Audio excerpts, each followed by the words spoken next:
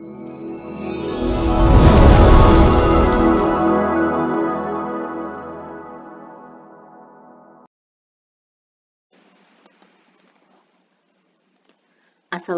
warahmatullahi wabarakatuh. Perkenalkan, saya Evi Sulistianingrum untuk membacakan tugas demonstrasi kontekstual pada tugas CGB modul 1.3.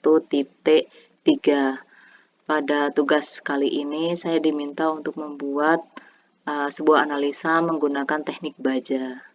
Nah, sebelum saya membahas tentang teknik baja itu sendiri, di sini saya akan menyampaikan terkait prakarsa perubahan.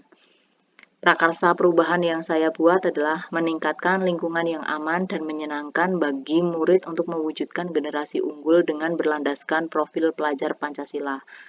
Hal yang membuat saya tertarik untuk mengangkat lingkungan yang aman dan menyenangkan, karena jika dikaitkan dengan visi misi yang saya buat sebelumnya, bahwa visi yang saya buat itu menciptakan generasi unggul. Nah, generasi unggul ini akan tercipta ketika anak bisa optimal dalam proses pembelajaran. Anak hanya akan optimal dalam proses pembelajaran jika lingkungan itu aman dan menyenangkan. Tentu anak itu akan belajar menjadi lebih optimal, menyenangkan jika lingkungannya aman terlebih dahulu. Oleh karena itu, saya mencoba untuk membuat analisa bagja dengan mengangkat tema lingkungan yang aman. Selain itu, dasar dari saya menggunakan atau mengambil permasalahan ini, saya melihat dari hasil ANBK rapor SMK Negeri 2 Yogyakarta pada tahun 2022 itu terkait dengan iklim keamanan sekolah itu sebenarnya sudah aman. Akan tetapi jika kita lihat poinnya di D.4 ini didetailkan lebih dalam lagi. Nah, terkait dengan kesejahteraan psikologis murid dan kesejahteraan psikologis guru itu masih dalam dalam keadaan berkembang. Artinya ini masih bisa ditingkatkan lagi untuk perbaikan yang lebih bagus. Jadi kalau misalkan dikalkulasi secara keseluruhan, memang lingkungannya sudah aman. Akan tetapi jika didetailkan lebih detail lagi ya, itu dikaitannya dengan kesejahteraan psikologis. Murid dan guru itu masih berkembang dan perlu ditingkatkan. Nah, selain itu juga prioritas rekomendasi dari rapor PBD SMK 2 di tahun 2022 itu juga masih terkait dengan iklim keamanan sekolah. Kemudian jika kita tilik lagi di rapor PBD di tahun 2023, untuk hasil rapornya juga iklim keamanan sekolah itu sudah bagus di angka 72,47. Akan tetapi jika dibandingkan dengan tahun lalu ini mengalami penurunan sebesar 10,41%. Dan jika kita lihat detailkan lagi nih di iklim keamanan sekolah itu, kita lihat di kesejahteraan psikologis muridnya, kemudian gurunya, ini juga terkait dengan pemahaman sikap terhadap perundungan itu nilainya juga masih kecil dan hampir di keadaan lingkungan sekolah itu mengalami penurunan.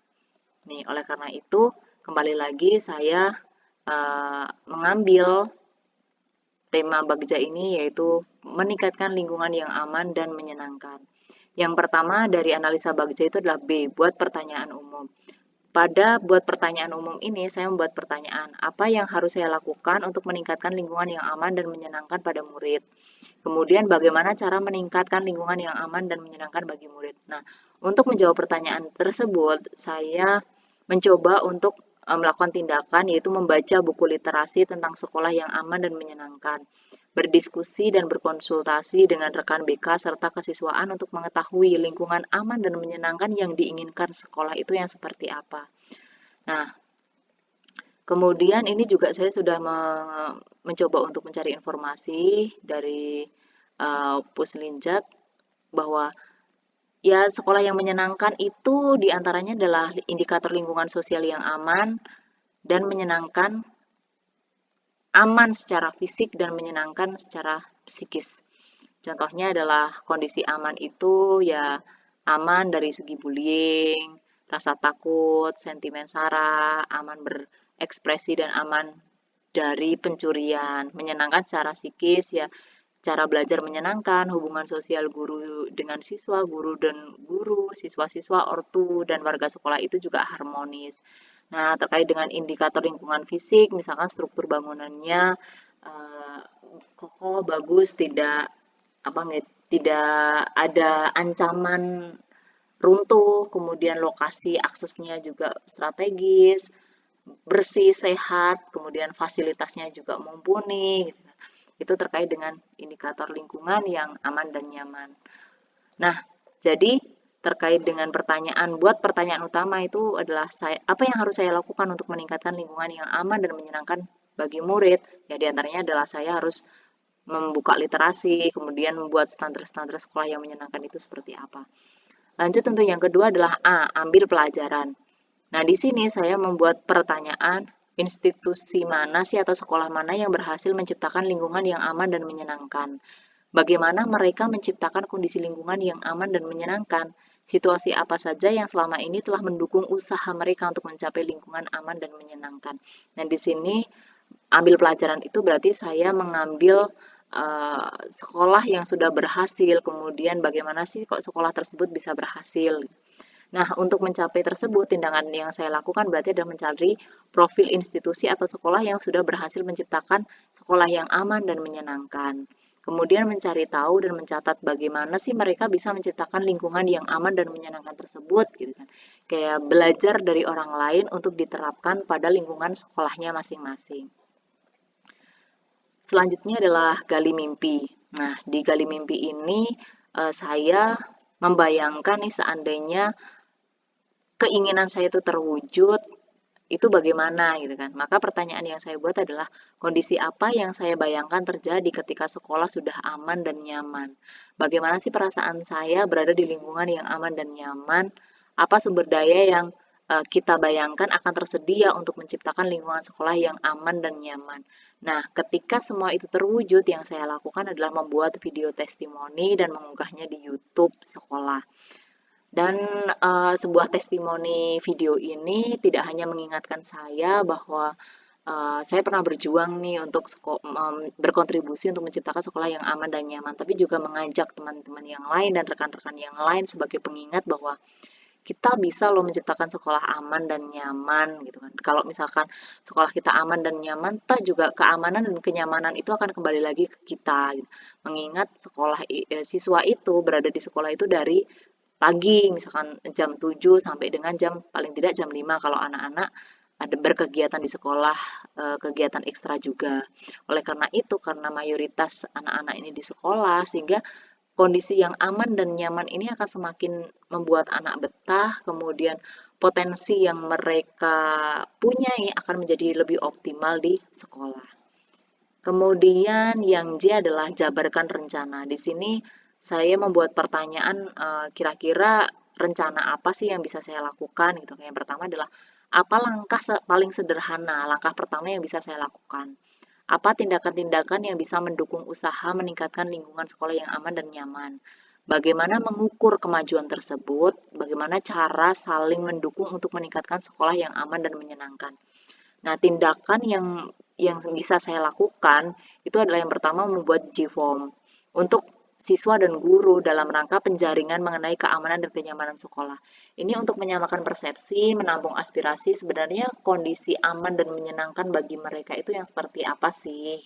Walaupun saya sendiri juga sudah membaca buku literasi, tapi kembali lagi karena yang menjadi sumber dan objek belajarnya itu adalah anak, ya kita kembali lagi bertanya kepada mereka sebenarnya lingkungan seperti apa yang mereka inginkan atau yang mereka dambakan, yang mereka mimpikan. Selanjutnya adalah membuat catatan besar target yang akan dicapai. Target ini dari harapan mereka. Kemudian konsisten melaksanakan kegiatan sesuai target yang dilakukan dan melakukan sosialisasi kepada guru dan siswa untuk mencapai lingkungan yang aman dan menyenangkan. Karena lingkungan aman dan menyenangkan itu memang dimulai dari kita sendiri, tetapi akan lebih cepat pergerakannya, akan lebih cepat untuk menciptakan lingkungan yang aman dan nyaman itu ketika bersama-sama. Kadang kita nyaman dan aman, tapi orang lain belum tentu, sehingga kita mengharapkan bahwa lingkungan aman dan nyaman ini terbentuk atau diciptakan oleh semua warga yang ada di sekolah. Dan yang terakhir adalah atur eksekusi. Di dalam atur eksekusi ini berarti saya sedang merencanakan bagaimana sih mengeksekusi proyek ini. Nah, pertanyaan yang saya ajukan adalah siapa saja yang akan saya libatkan dalam mewujudkan rencana ini? Kapan usaha peningkatan lingkungan yang aman dan nyaman ini dimulai? Siapa yang akan melaksanakan alur SOP pengaduan dan pelayanan lingkungan yang aman dan nyaman? Nah, untuk menindaklanjuti terkait dengan eksekusi ini, maka tindakan saya adalah mengajak teman sejawat untuk menjadi inisiator dalam melakukan perubahan peningkatan lingkungan sekolah yang aman dan nyaman. Ya, benar semua perubahan dimulai dari kita sendiri, tetapi lingkungan yang aman dan nyaman itu harus bersama-sama.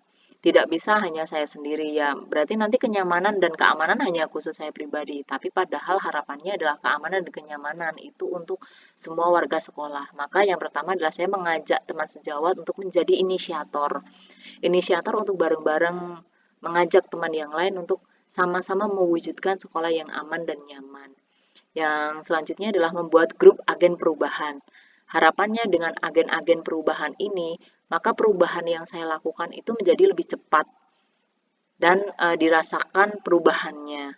Agen-agen ini dalam gambaran saya bisa mengajak perwakilan dari sekolah-sekolah misalkan seperti ketua kelas untuk bergabung menjadi berada di grup, kemudian melakukan pergerakan yang aktif dan mengajak teman-teman untuk sama-sama menciptakan sekolah yang aman dan nyaman. Ya minimal kalau dari sekolah adalah menciptakan lingkungan kelas yang bersih, kemudian tidak ada pencurian, kehilangan, kemudian saling mendukung, tidak ada bullying.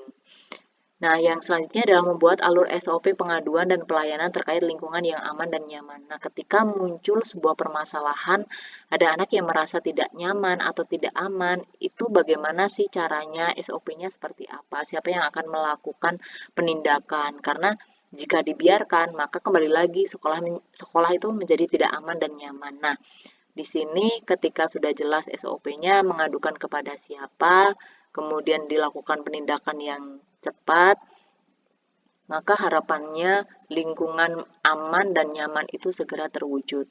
Nah, demikian tadi tugas dari demonstrasi kontekstual. Terima kasih.